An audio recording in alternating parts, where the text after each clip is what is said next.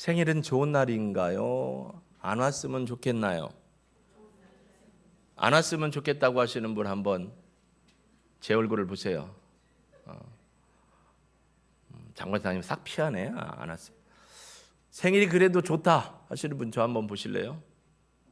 근데 사실 연세 드신 분일수록 생일을 잘 안 챙기고 모르고 귀찮아 하잖아요. 그냥 자녀들이 지들 좋아하는 거 싸갖고 와서 어머니 드세요 하고 지들이 잘 먹지. 부모님들 이빨도 틀리고 참 씻기도 어려운데 가진 흉내는 다르는데 그렇죠? 우리가 잊지 말아야 될 생일이 바로 예수님의 생신입니다. 근데 우리보다 더 세상이 빨리 생일을 축하하지는 않고 이용해 먹는 것 같습니다. 그렇죠? 세상은 예수님의 이 거룩하고 복된 생신을 이용하고 자신들의 유익을 위해서 활용을 합니다. 그러나 잊지 말아야 될 것은 예수님의 생일은 구원받을 믿음의 백성들에게 기쁨이고 좋은 소식이고 축하의 소식이 되는 줄로 믿습니다. 그래서 우리 예수님의 생일을 주신 하나님께 또 이 땅에 오신 예수님을 향해서 한번 축하의 박수 한번 힘을 다해서 축하합니다. 감사합니다. 저도 생일날 이렇게 축하의 박수는 못 받아봅니다. 당연하죠. 예수님이 더 축하를 받으셔야 되는 것입니다. 오늘은 그 생일에 관계돼서 누가복음에서 2장에서 역사적인 사실을 근거로 해서 누가가 기록을 한 내용을 통해서 우리가 그 생일을 맞으신 예수님 또 이 땅에 오신 예수님에 대해서 어떠한 모습으로 신앙을 하며 살아가야 할 것인가를 좀 묵상해보고 고민해보고 내 삶을 좀 돌아보기를 소망해 봅니다. 2장 1절에 보면 그때에라는 말로 시작합니다. 그때에라는 말이죠. 그때가 언제냐라는 거죠. 1장 26절에서 38절에 보면 가브리엘 천사가 엘리사벳 그리고 또 누구 마리아에게 수태고지를 통해서 엘리사벳에게 수태를 하게 해서 6개월 됐다라고 표현을 해요. 26절에 보면 여섯째 달에 천사 가브리엘이 하나님의 보내심을 받아 갈릴리 나사렛이라는 동네에 가서 다윗의 자손 요셉이라는 사람과 약혼한 정혼한 처녀에게 이르되 그 처녀의 이름은 마리아다. 이미 엘리사벳과 사가랴의 집에는 6개월 된 뱃속에 잉태된 6개월 우리 교회도 이제 6개월에서 7개월로 넘어가는 자매가 있는데 6개월 정도 된 이후에 마리아에게 천사가 옵니다. 그리고 너가 복된 자다. 너의 뱃속에 성령으로 말미암아 잉태된 하나님의 자녀가 있다라고 얘기를 합니다. 그러니까 이 여인이 깜짝 놀랍니다. 그게 어떻게 일어날 수 있습니까? 믿기지도 않고 일어나서도 안 돼요. 왜요? 약혼은 했지만 아직 나는 남자를 몰라요. 그래서 여기 동정녀라는 말은 뭐냐면 virgin이라는 거예요. virgin. 남자를 모르는 아가씨. 옛날로 따지면 처녀라는 표현이죠.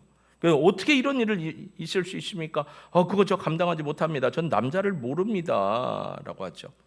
그래서 증표를 보여줍니다. 얘야 36절에 내 친족 엘리사벳도 늙어서 아들을 배웠느니라. 여러분 우리가 저니 투 베들레헴이라는 영화를 봤지만 그 엘리사벳은 나이가 많은 여인이에요. 나이가 많다라는 것은 뭐예요? 뭐가 생산이 안 돼요? 아기 씨가 생산이 안 돼요. 여자로 따지면. 그러니까 생리가 다 끝난 거예요. 가임기를 넘어섰다라는 거예요. 그러니까 절대 일어날 수 없는 일인데 일어난 거예요. 그래서 이 표징이 너에게 보여주는 것이다 하면서 이미 6달이나 되었다. 여러분 6달 되면 아기 엄마 배가 어느 정도 나올까요? 사람마다 다릅니다. 어떻게 이만큼을 해요? 내 배도 보면 D라인인데 이렇게 해서 엉덩이로 빠지면 S라인이에요. 이렇게.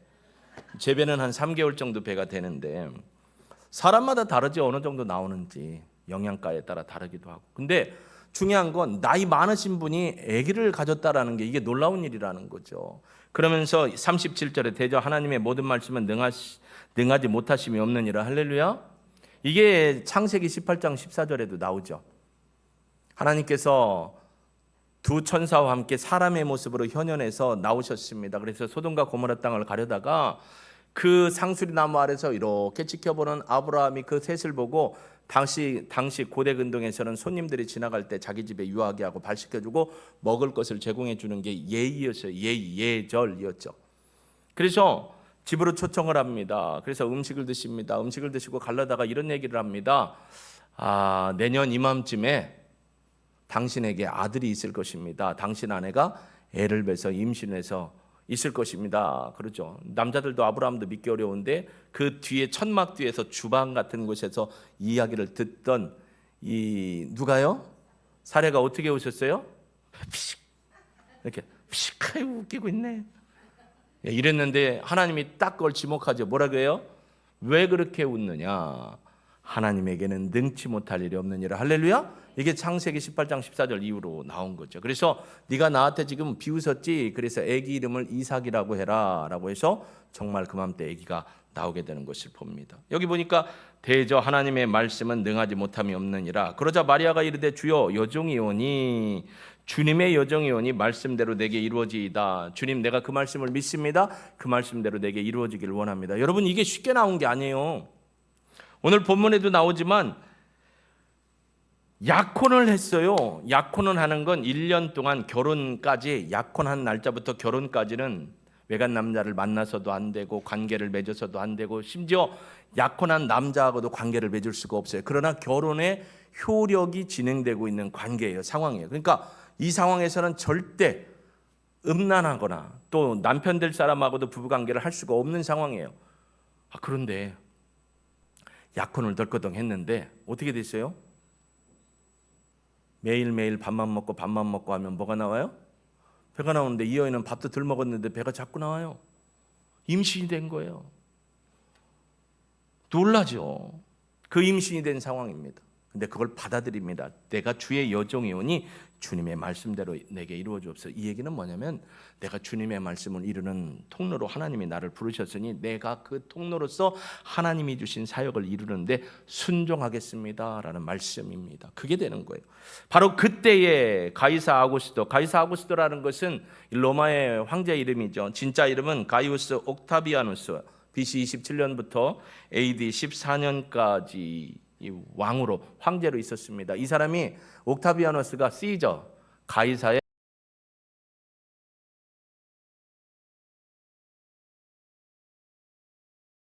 라는 걸 온 지역에 다 호적하라고 명령을 내렸습니다. 이 호적은 구레뇨 수리아 총독이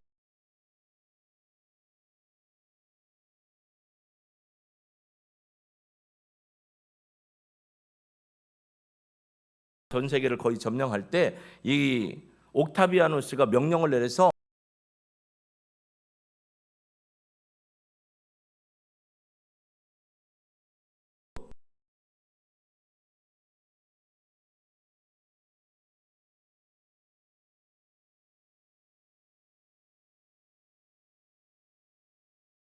인구 조사를 합니다.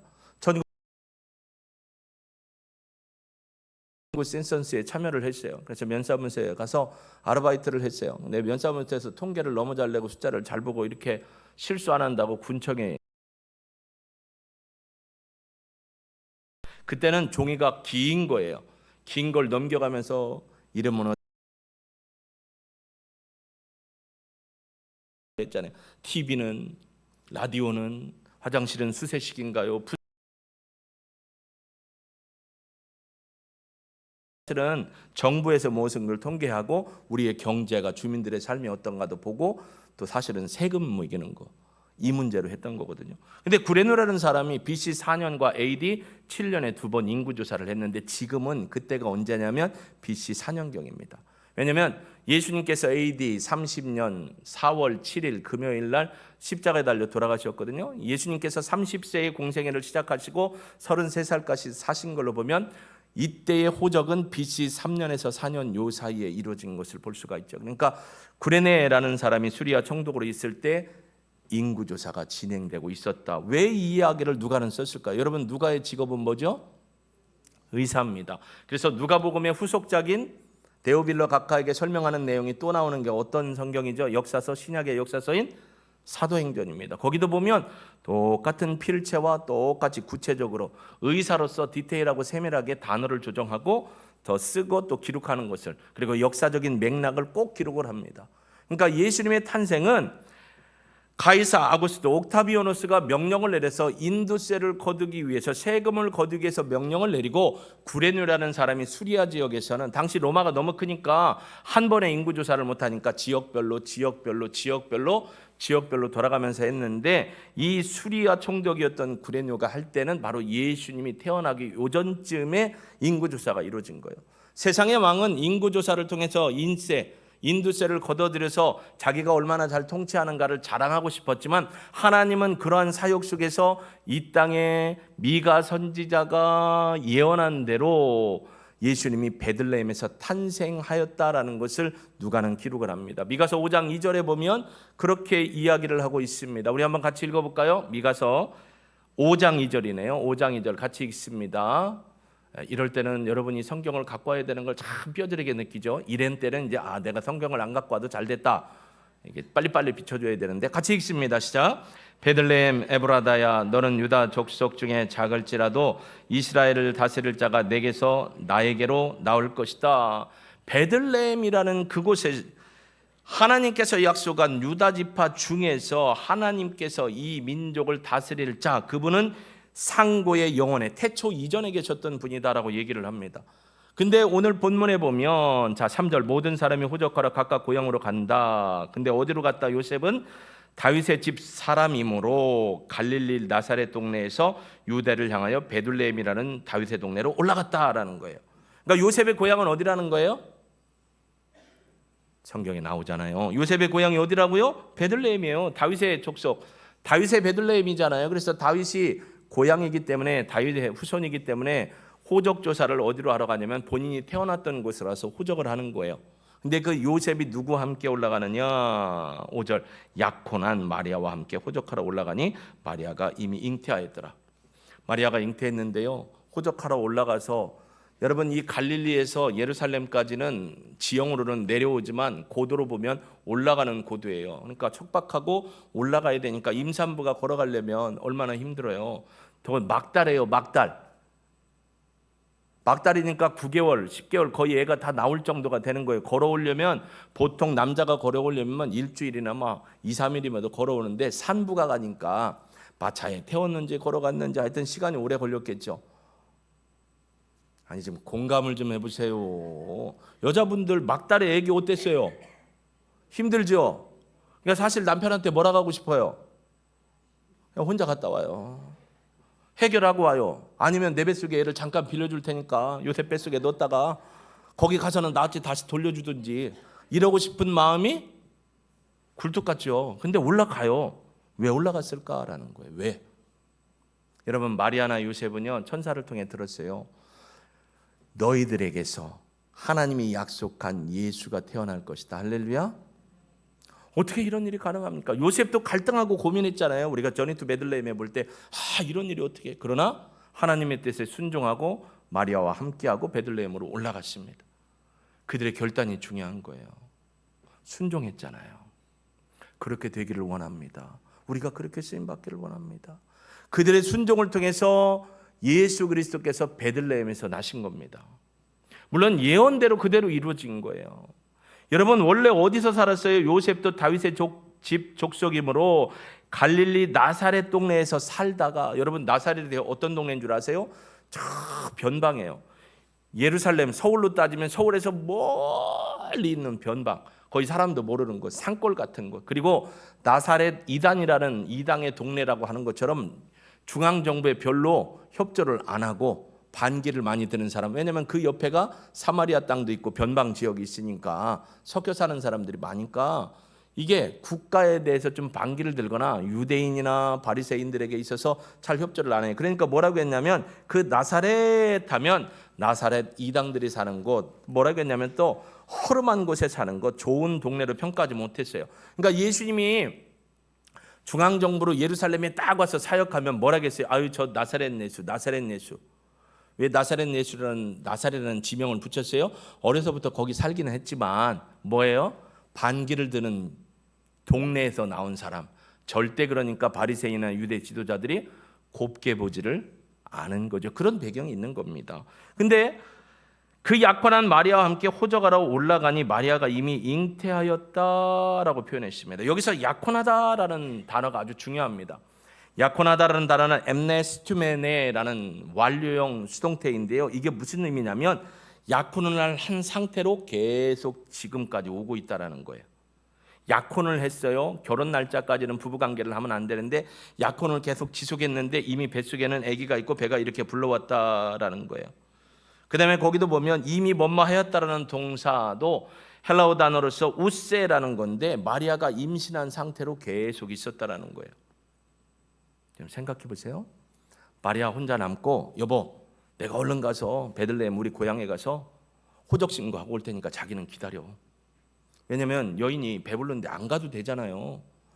옛날 3대 절기를 지킬 때도 남자들이 올라갔죠. 가족들도 올라가는 사람이 있어요. 그러나 아기를 낳거나 몸이 부정한 상태로 있거나 아픈 환자들은 그때는 안 올라갔어요. 그러니까 여보 힘들고 막달이니까 내가 가서 호적 정리하고 올 테니까 당신 여기 있어. 그리고 몸 풀면 당신은 나와 함께 또 올라가서 호적을 하든지 그럽시다. 할 수 있을까요? 없을까요? 근데 왜 갔어요? 하나님의 말씀이 내게 이루어지기를 원합니다. 순종하는 마음으로 올라갔던 것을 볼 수가 있습니다. 여러분 여기 보면 마리아와 요셉은 하나님이 주신 말씀 마태복음 1장 20절에도 있고요. 누가복음 1장 27절 38절 우리가 앞에 보았던 에도 이미 천사를 통해서 너희에게서 하나님의 아들 예수가 나올 것이라는 걸 알았어요. 근데 예수님이 어디에서 나셔야 된다는 걸 알아요? 베들레헴에서 나셔야 돼요. 그러니까 마리아나 요셉도 어렵지만 이 배불뚝이 아내를 데리고 어디까지 가야 되는 거예요? 베들레헴까지 가는 겁니다. 하나님의 역사를 이루는 통로. 바로 저와 여러분이 하나님의 역사를 이루는 통로입니다. 이 시대에 우리가 그냥 막 사는 사람이 아니에요. 하나님의 역사를 이루어드리는 거룩한 통로로 쓰임받는 위대한 삶을 사는 사람이 누구라고요? 여러분이라니까요.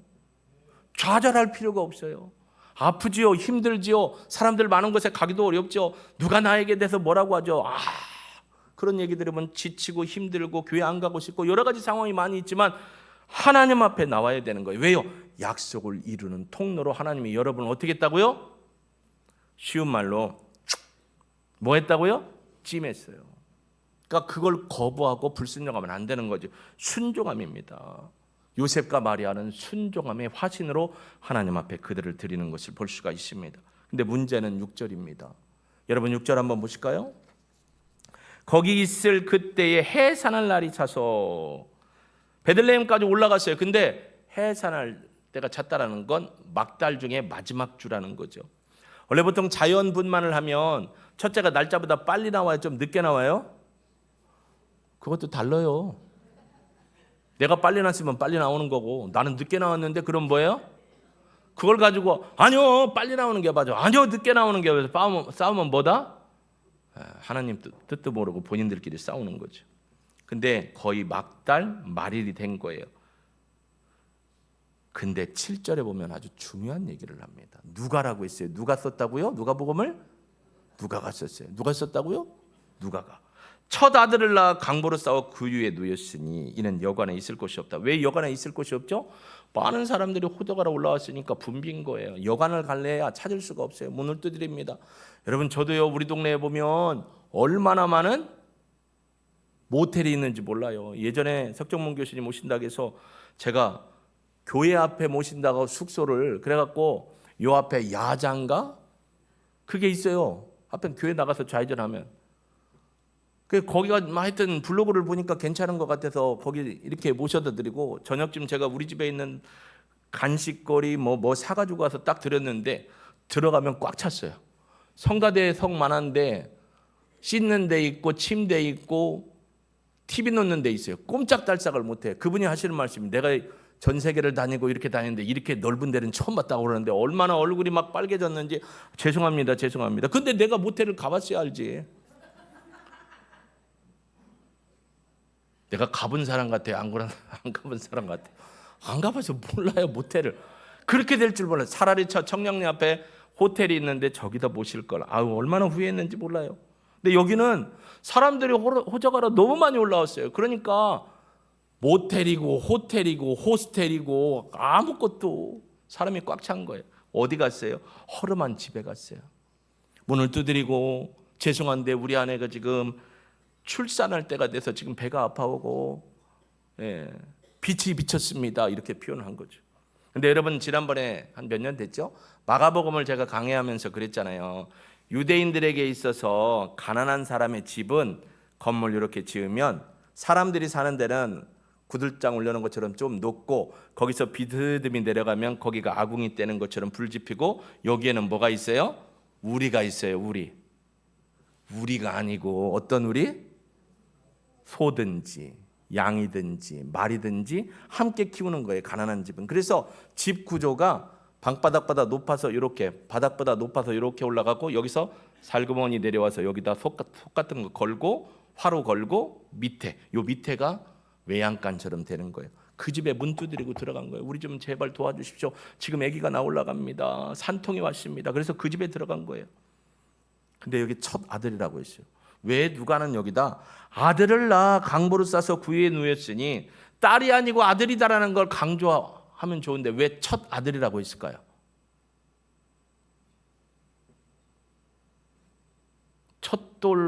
돌도 첫 돌이 있잖아요. 그러니까 아기도 첫 아들이라고 했을 수 있잖아요. 한데 아니에요. 누가는 작정하고 썼어요.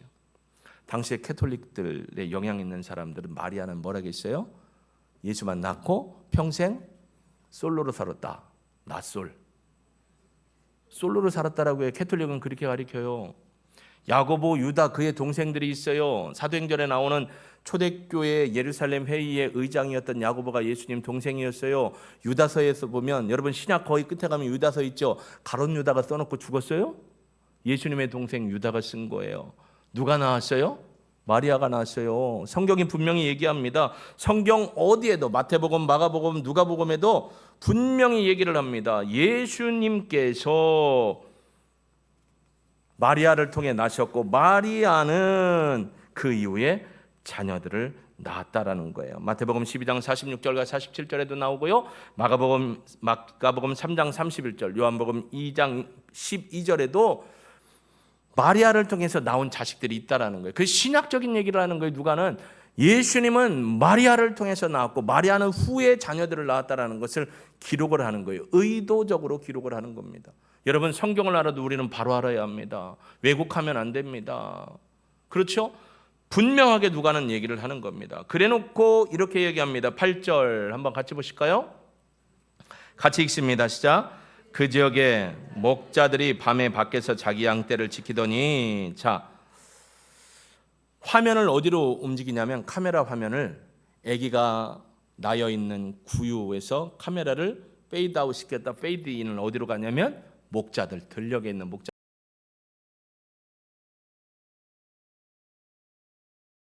향해서 썼어요. 이방인들을 대상으로 썼어요.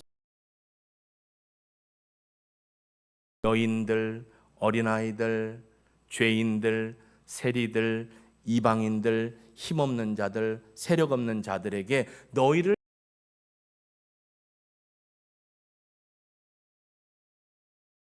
그래서 그 지역의 목자들이 밤에 밖에서 자기 양떼를 지키더니 마태복음 뭐라고 해요? 동방박사가 와서 황금도 주고 유양도 주고 모략도 주고 왕으로 오셨으니까 섬기러웠죠. 누가복음은 그런 얘기는 없어요. 가난하고 비천하고 힘들고 여기 계신 분 중에 아픈 분 있죠. 마음이 상한 분 있죠. 누구 만나기도 어려운 거 있죠. 솔직히 교회 오기도 싫은데 억지로 오는 분도 있죠. 끌려오는 분도 있죠. 주님은 그런 분들을 위해 오셨다라는 겁니다. 부자 교회를 위해서 온 게 아니에요. 여러분 교회가 크고 힘 있다고 해서 그 교회의 정체성이 여러분과 똑같은 게 아니에요.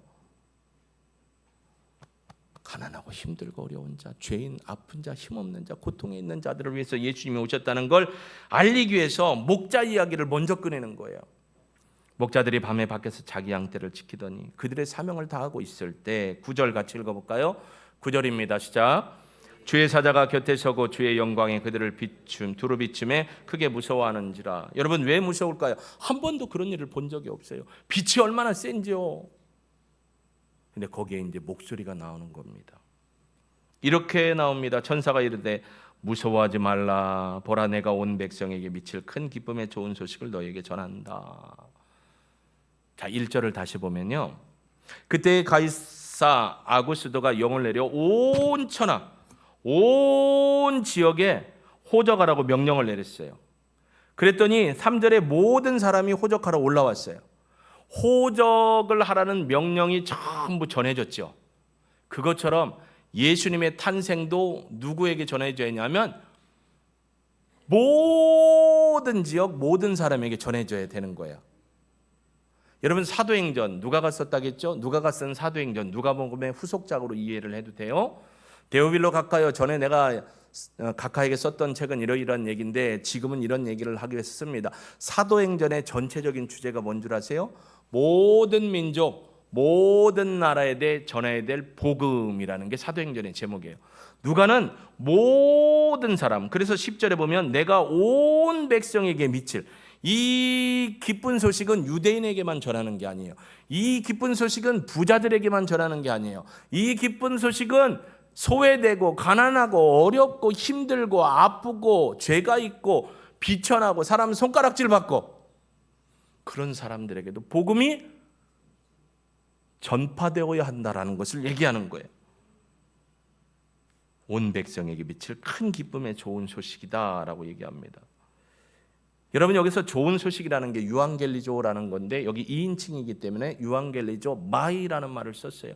이게 좋은 소식이에요. 보통 성경에서 이 유앙겔리조라는 말을 쓸 때는 세 가지 표현이 있어요. 첫째, 하나님의 나라가 도래할 때 유앙겔리조라고 해요. 두 번째로는 예수 그리스도를 통해 얻어지는 구원이 있을 때 유앙겔리조라고 해요. 세 번째는 구원이 관계돼서 전하되는 것, 이 구원에 관계된 것을 전하는 것, 복음을 전하는 걸 유앙겔리조라고 해요.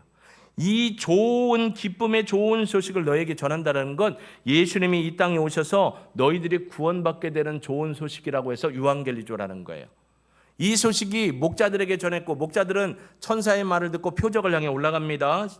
11절 볼까요? 오늘 다윗의 동네에 너희를 위하여 구주가 나셨으니 곧 그리스도 주시니라. 12절 너희가 가서 강보에 써여 구유에 누워있는 아기를 보리니 이것이 너희에게 표적 세메이온, 내가 너에게 말한 거의 증거다. 그러니까 목자들은 어떻게 돼요? 그걸 보러 가야 돼요? 안 가야 돼요? 에이, 그런 일이 있을 수가 있어. 우리가 헛걸 본 거야. 헛걸. 정신 차려. 헛걸 본 거야. 너무 쳐가지고 헛게 보인 거야 라고 할 수도 있는데 어떻게 했어요? 찾아 올라갑니다. 올라갔어요. 호련히 수많은 천군이 천사들과 함께 하나님을 찬송하여 이르되 지극히 높은 곳에는 하나님께 영광이요 땅에서는 하나님이 기뻐하시는 사람들 중에 평화로다. 할렐루야.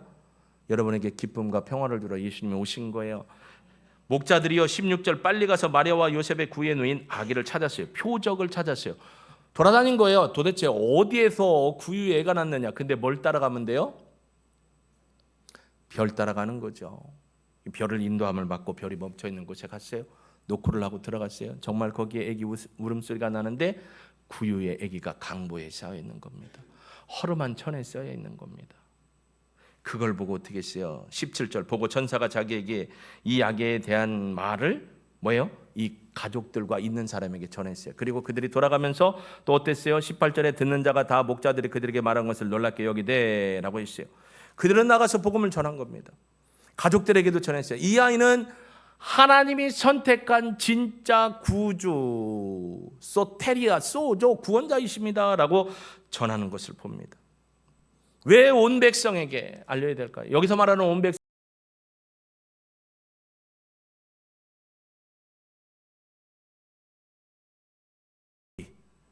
백성에게입니다. 유대인뿐만이 아닙니다. 유대인 말고도 이방인 모두에게까지. 그래서 누가는 항상 관점이 주의 백성, 온 이스라엘을 가리키는 것뿐만 아니라 이방 백성, 죄 있는 자들, 유대인을 넘은 모든 사람, 모든 민족에게 예수님이 탄생하신 것을 전해야 한다는 거예요. 여러분 생각해 보세요. 로마서 10장 14절에 보면 전하지 아니하면 들을 수 없고 들을 수 없으면 믿을 수 없고 믿을 수 없으면 예수의 이름을 부를 수 없다. 로마서 10장 13절과 14절 말씀이 그렇게 우리에게 이야기를 해주고 있습니다. 로마서 10장 13절입니다. 제가 읽어볼게요. 누구든지 주의 이름을 부르는 자는 구원을 얻으리라. 그런즉 같이 읽습니다. 저희가 믿지 아니하는 자를 어찌 부르리요? 또 듣지도 못한 이를 어찌 믿으리요? 전하는 자가 없이 어찌 들으리요? 이걸 거꾸로 올라가 볼게요. 전하는 사람이 있어야 어디요? 전파하는 자가 있어야 듣고 들어야 믿고 믿어야 예수의 이름을 부른다라는 거예요. 그러니까 목자들이 가서 전하지 않았으면 모르는 거예요. 목자들이 전했고 들은 사람들이 또 확인했고 들은 사람들이 전하고 전해서 오늘 어느 나라에까지 1884년 그 이전, 물론 공식적으로는 1884년 알렌, 그리고 1885년에 언더우드와 아펜젤러가 대한민국에 왔지만 그 전에 하나님은 캐나다 땅에, 미국 땅에, 한국, 조선이라는 땅에 관심을 갖고 많은 사람들이 기도하게 하고 그리고 용기를 내서 하나님의 말씀에 순종해서 오신 사람들, 마리아와 요셉처럼 그렇게 이루어지기를 원합니다 하고 순종함으로 사명을 감당한 사람들이 있었고, 목자들처럼 그것을 가서 어떻게 했어요? 좋은 소식을 전하는 사람들이 있었기 때문에 오늘 우리가 예수 믿고 구원받은 줄로 믿습니다. 이건 기적 중에 기적이고 은혜 중에 은혜입니다. 전하지 않으면 모른다라는 거예요. 전해야 한다라는 거예요. 그러면 오늘 우리의 사명이 나온 겁니다. 목자들 한번 생각해 보실까요? 목자들. 여러분, 목자들에게 전하라고 하는데 뭐라고 표현하냐면 11절에 오늘 다윗의 동네에 너희를 위하여 구주가 나셨다. 그 구주가 그리스도 주시다라고 해요. 구주라는 게 소조라는 말이에요. 소테리아라는 말이에요.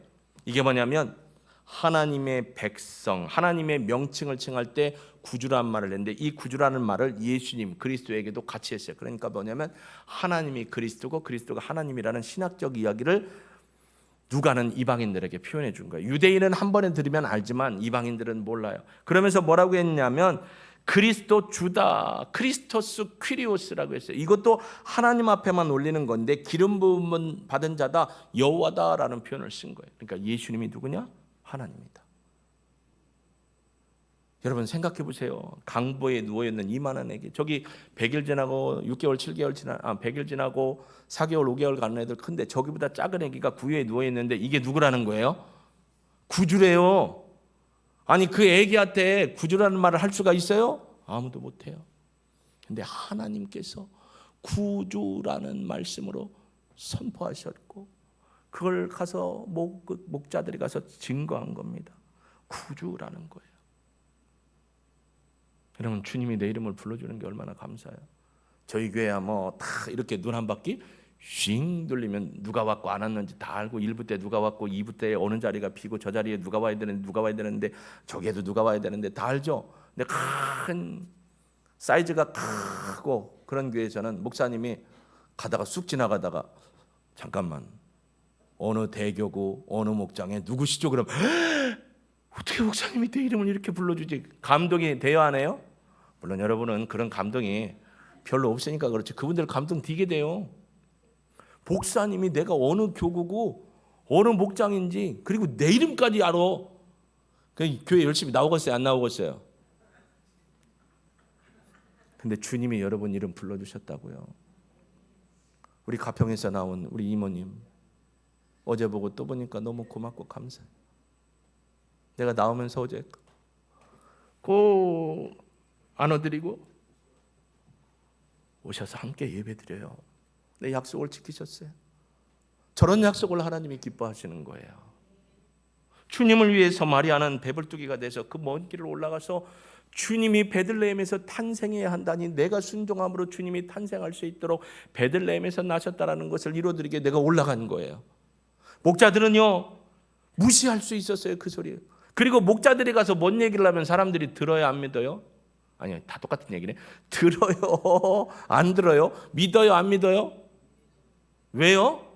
이렇게 보잖아요 사람들은.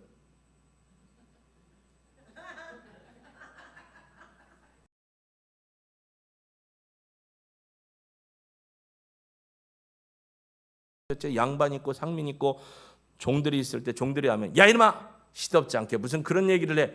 당최 그런 얘기 하지 마. 왜요? 신분을 가지고 그 사람의 말을 얘기한 거. 목자들 두렵죠. 누구한테 가서 얘기할 수 있어요? 두려워요. 근데 목자들은요 이 이야기를 듣고 어떻게 했어요? 이 이야기를 능동적으로 가서 복음을 전했습니다. 찾아갔어요. 얘기를 봤어요. 이 얘기가요 천사가 그러는데 구주 주님이시래요.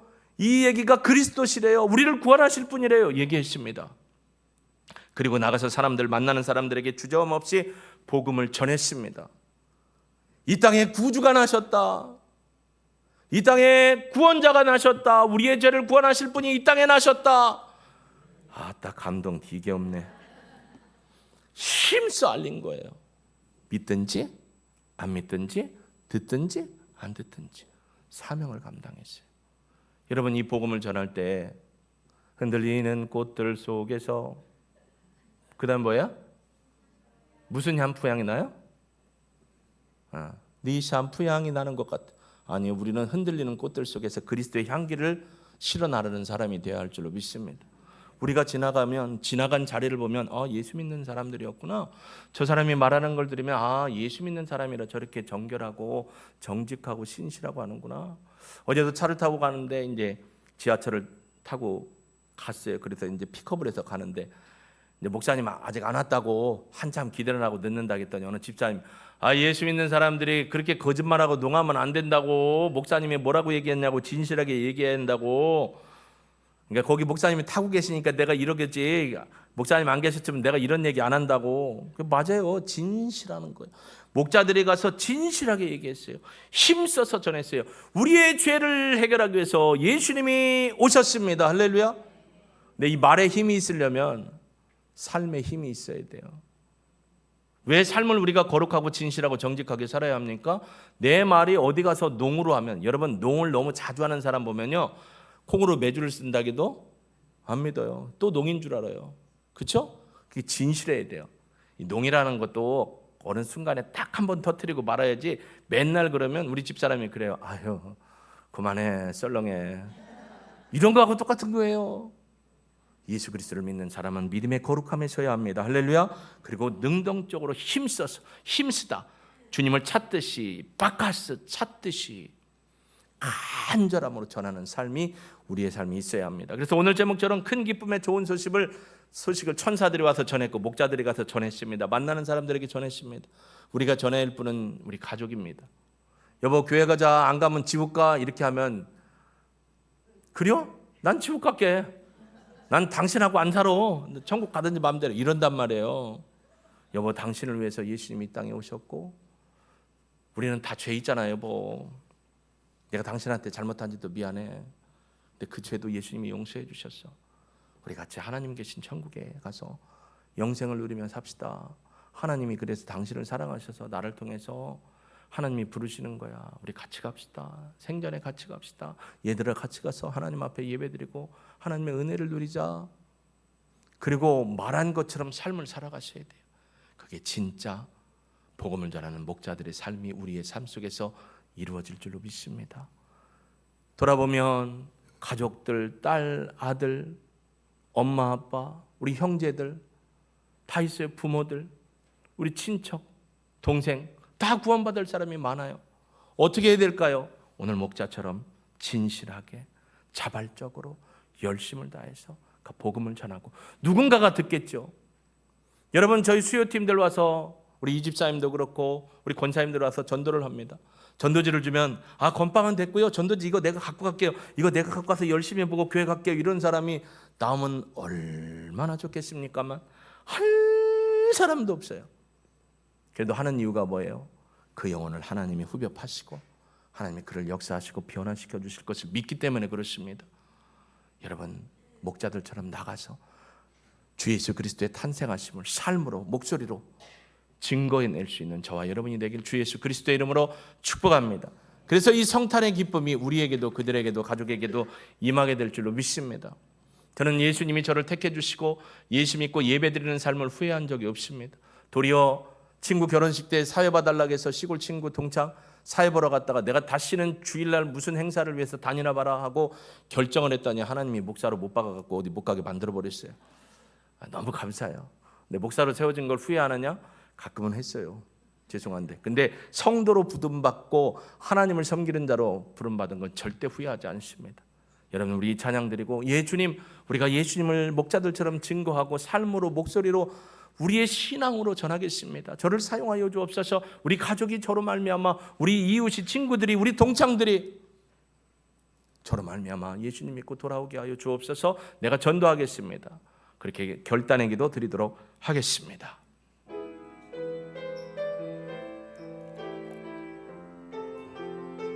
주님도 우리를 선택한 것을 포기하지 않습니다.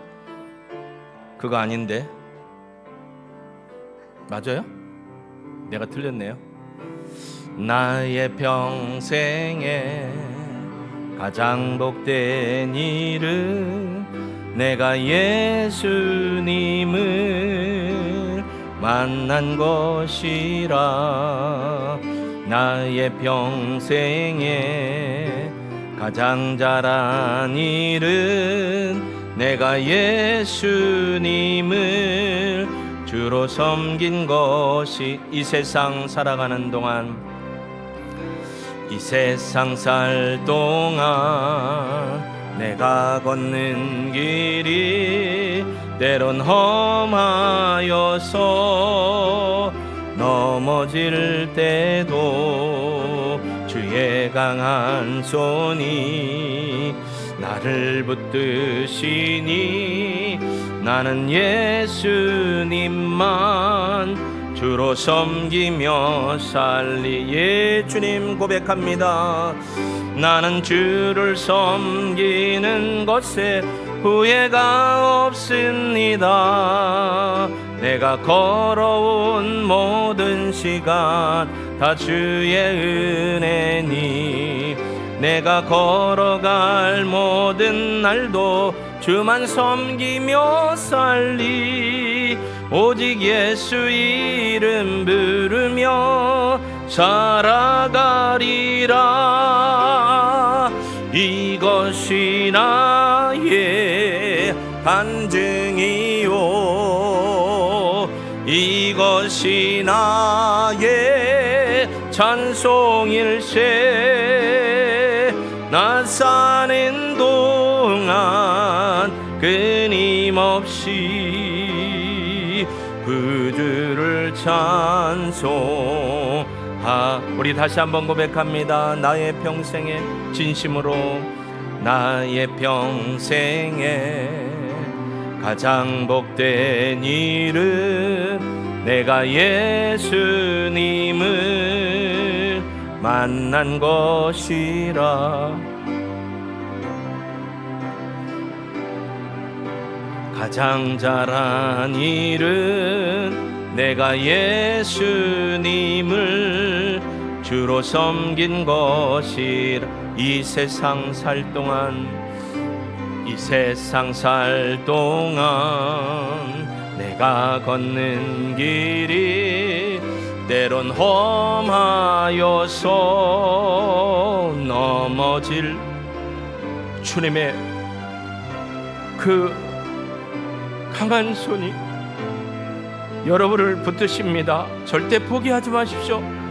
절대 신앙을 포기하지 마십시오. 주님을 끝까지 붙드시기를 소망합니다. 나는 주를 섬기는 것에 후회가 없습니다. 내가 걸어온 모든 시간 다 주의 은혜니, 내가 걸어갈 모든 날도 주만 섬기며 살리. 오직 예수 이름 부르며 살아가리라. 이것이 나의 간증이요, 이것이 나의 찬송일세. 나 사는 동안 끊임없이 오직 구주를 찬송하리. 우리 주님 앞에 결단의 기도드립니다. 주님, 그렇습니다. 누군가 전한 자가 있기 때문에 내가 그 복음을 듣고 내가 성령의 능력으로 죄인임을 깨닫고 주님 앞에 나를 구원하여 주옵소서. 나는 죄인입니다 고백하고 주님의 자녀가 되었습니다. 오늘 목자들은 천사들이 들려준 말을 듣고 주저함 없이 순종함으로 열심을 다해서 복음을 만나는 자들에게 전했습니다. 마리아와 요셉은 하나님이 주신 예언의 말씀이 바로 예수님이 베들레헴에서 태어나야 한다는 사실을 천사를 통해 깨닫고 그 무거운 몸 힘든 상황을 이기고 베들레헴까지 올라가서 예수님을 이 땅에 낳도록 했습니다. 주님, 우리는 사명자로 부름받았습니다.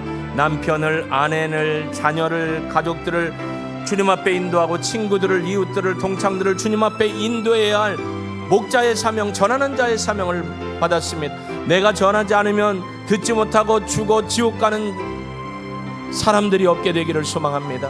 주님, 믿음의 순종을 통해서 이 마지막 달 또 내년도에도 계속해서 우리의 삶으로 믿음의 고백으로 하나님 증거하며 예수 그리스도의 향기를 자랑하며 전하는 우리 모두가 되게 하여 주실 줄로 믿습니다. 하나님 결단합니다. 이렇게 살도록 성령님 도우시옵소서. 주를 자랑하며 주를 고백하며 예수의 복음 증거하겠습니다. 주님 사용하시옵소서. 여기 있는 우리 모두를 사용하시고 영광받아 주옵소서. 주님 이루시옵소서. 우리는 나약하지만 주님 앞에 드려질 때 성령이 우리를 인도하시고 권능으로 사용해 주실 줄로 믿습니다. 주님 감사합니다. 홀로 영광 받으소서. 예수님의 이름으로 기도합니다. 아멘.